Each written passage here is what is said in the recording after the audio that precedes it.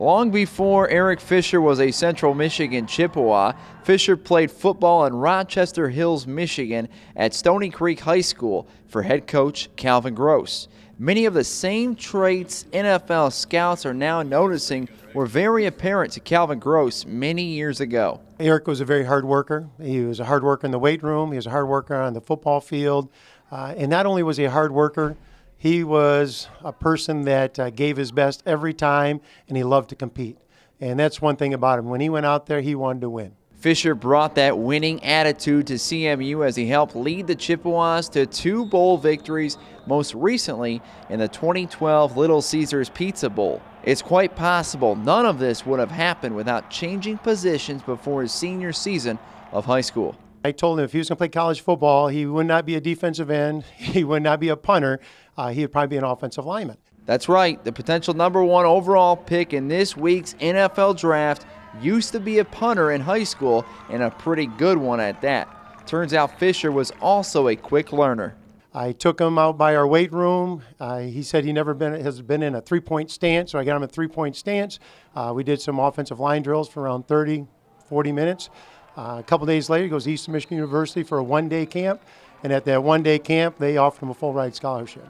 With the Eagles knocking on Fisher's doorstep, Central Michigan came calling. The end of the week on that Friday, he went up to Central Michigan University, one-day camp. I got a phone call from Coach Azzanni. Coach Azzanni said, "Hey, Coach Gross, we got Fish up here. We love him. I got Coach Jones on the phone. He wants to talk to you." And Coach Jones got on the phone and said, "Hey, Coach Gross, we got Fish. We're not letting him come home. He's staying here. This is his new home." And they offered him a full-ride scholarship. Eric went there and had a great career. After his career was over at CMU, Fisher went to the Senior Bowl where he saw his stock soar up the draft boards. Next up was the NFL Combine, followed by his pro day at CMU. Both events allowed Fisher to solidify his spot as a top pick in April's NFL Draft. Even for Coach Gross, his rise has been remarkable.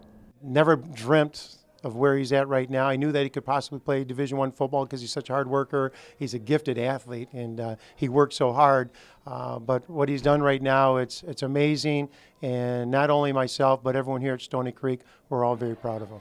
When you factor in all of the Chippewa fans, Fisher has a lot of supporters. That excitement can be felt throughout the student body at Stony Creek High School. There's a buzz. Everyone is talking about Eric. It's been going on for over a year now.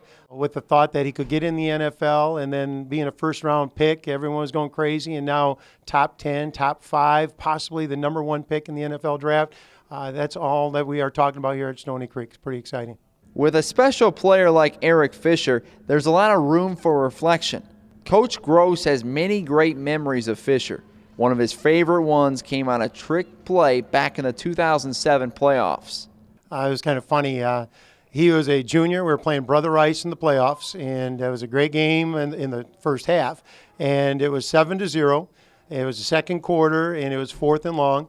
We chose to do a fake punt, and Eric took the ball and faked it like he was going to drop it on the ground, came up, and he threw a spiral 55 yards in the air to Tony Menzo, and it was really exciting. It was a great throw that he made. It's plays like that where scouts see Fisher's athletic ability on full display. This, along with a great frame and a strong work ethic, placed the former 6'6", 230-pound punter as one of the best players in the 2013 NFL Draft. With that comes the possibility of going #1 overall. That will be crazy. That would be unbelievable. It'd be icing on the cake for my coaching career. I would be so proud. I'm proud of him and his family. I don't even know what words to use anymore. It's just unbelievable.